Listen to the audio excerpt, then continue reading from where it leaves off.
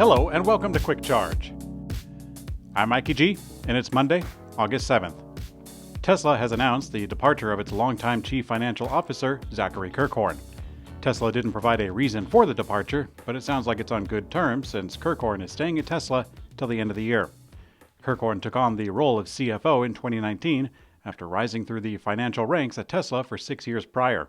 He made a seamless transition into the leading role in the time that Tesla started to generate a lot of cash. Today, Tesla announced that Kirkhorn is leaving and he is being replaced by Vaibhav Taneja. The automaker gave some background about Taneja, who is not as well known to the shareholders, but he did start at Solar City in 2017 and then began working officially for Tesla in 2019. A video from inside Tesla Gigafactory Texas has revealed the Cybertruck's front trunk for the first time. As expected, based on recent sightings, it looks small, but at least it's there. The space is fairly wide and tall, however the depth, or lack thereof, is the main constraint. A good comparison would be like the trunk space of a small car like the Chevy Bolt or perhaps a smart car. It's hard to tell exactly, but it looks like it's big enough for a couple of carry-on suitcases or perhaps a decent load of groceries. Some Cybertruck watchers are excited that there is a front trunk at all, since other automakers sometimes barricade the space with plastic. Other watchers lament that the other electric trucks have a much larger front capacity. Tesla vehicles have been added to the eligibility list for the $4,000 used electric vehicle car credit. But there is a catch. With the reform of the U.S. federal tax credit came the credit for used electric vehicles, and Tesla did not have any on the list of eligibility when it was first launched, but now the IRS has added all Tesla models to the list. The catch is that you've got to find a Tesla that sells used for under $25,000. Now, aside from some of the oldest Model S vehicles or Model 3 with a lot of mileage on them, there's a tough nut to crack finding one of those. But there are other stipulations that are not as tough to come by, such as buying as an individual, not claiming an EV credit in 3 years, and being purchased from a certified dealer. So, a hunt is on for all you folks out there looking for a used Tesla for under $25,000. General Motors is showing off its first Chevy Blazer EV police pursuit vehicle in the latest video.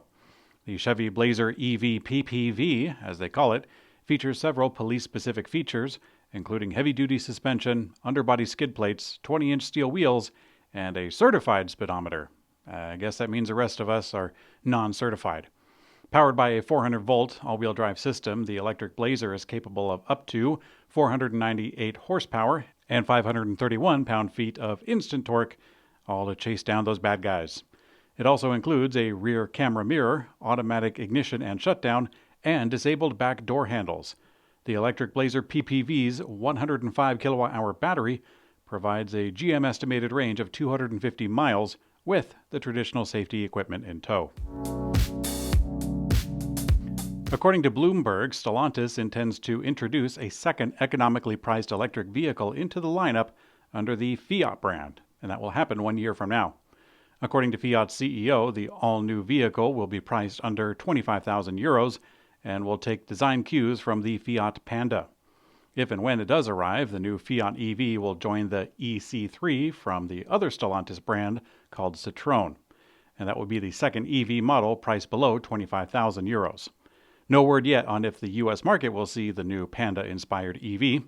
Fiat's immediate focus across the pond is the return of the 500e, while Stellantis continues to introduce larger electric models here, such as under the Ram and Jeep marques. Amid intensifying competition in the EV market, Lucid Motors is drastically reducing prices on the Lucid Air electric sedan, with some models having $12,000 marked off. The move comes as Lucid's deliveries have fallen in the past 2 quarters.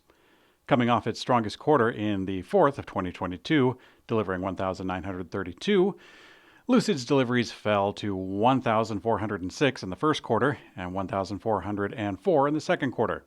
Lucid will report its second quarter earnings after market close when investors are watching the EV maker very closely. Analysts are expecting widening losses and slight revenue growth over the first quarter. Lucid raised around $3 billion through a public stock sale in June, with over 1.8 of it coming from the largest shareholder, Saudi's Public Investment Fund. In today's community comment found on YouTube, A few of you noticed the changing background lights in the studio. It wasn't my attempt at a seasick LSD disco. But no, my motivations were far less fanciful.